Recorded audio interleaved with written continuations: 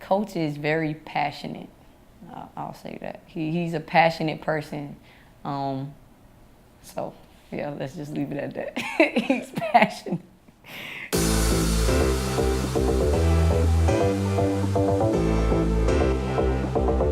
Curt does the absolute most. But we let him live. Like, it's funny, he's the first one to start dancing. He's the first one to, sling some, like, he came at me today. He was like, "CHINEY, you messed up the play, have to teach the Stanford girl." I'm like, don't try me, Curt. He does the most, but that's why we love him.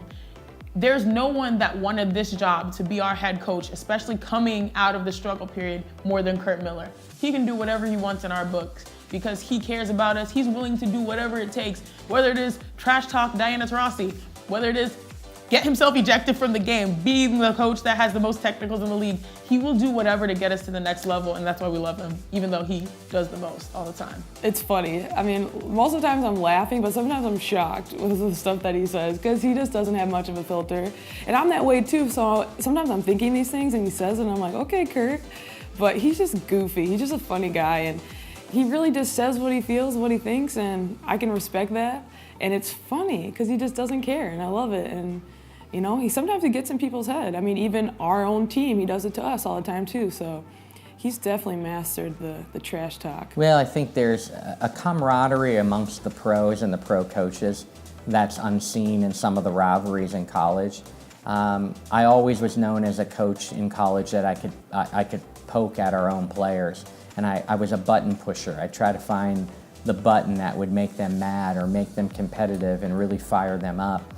It's a fun dynamic in the pro level because it's such a sorority fraternity amongst us all that there's this camaraderie. And so as a coach, which is unheard of in the collegiate level, is some trash talking with players.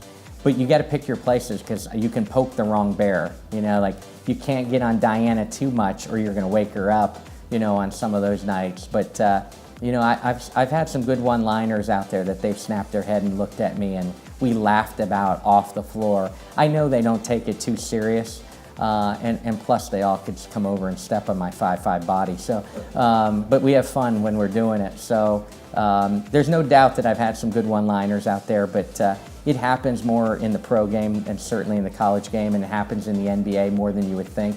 So we have fun with it, and I think our players are.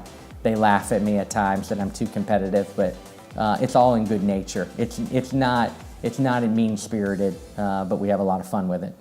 I don't remember exactly who it was, but I know he's when, say, if we're coming down and we're by our bench, we're on defense, he'll yell that the person has the ball that can't shoot or they can't do something specific, and then that person tries to do it. And sometimes they do it, and then other times they don't. And I think he just does it just to help us feed off of it, because if you talk to him on a normal day, he would never say that. But in game mode, he's all about finding ways to push buttons, whether that's us or the other team.